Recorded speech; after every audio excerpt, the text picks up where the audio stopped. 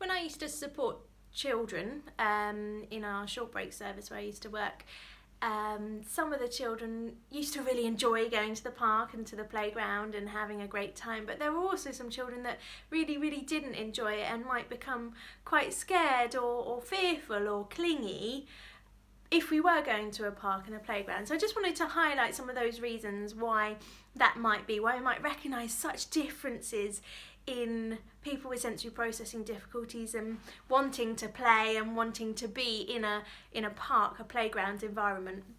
So when we go to the park and to the playground, that we use a lot of vestibular input. So when we're on a swing, got lots of movement sensations. When we're on a roundabout, we're going round and round. Everything that at a park is pretty much to give us a different sense of movement and balance. So for someone, if someone's hypersensitive to vestibular input, they're not going to enjoy going to a park because they're already receiving too much. They're going to want activities that are a lot more grounded and a lot more calming with less movement involved.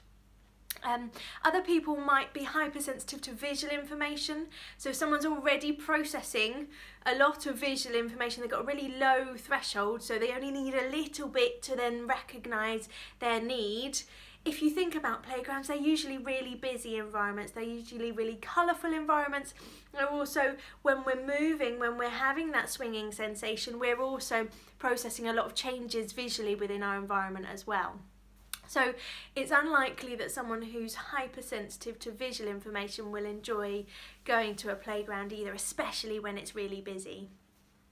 And then the other sensory system that I'm just going to highlight is about auditory sense. So when we're in a park, we're outside, the weather and nature creates vibrations, therefore it creates sounds. So if it's a particularly windy day, some people might really find it difficult to reduce that sound. So even wearing ear defenders, we may well be processing and hearing that wind sound sensation.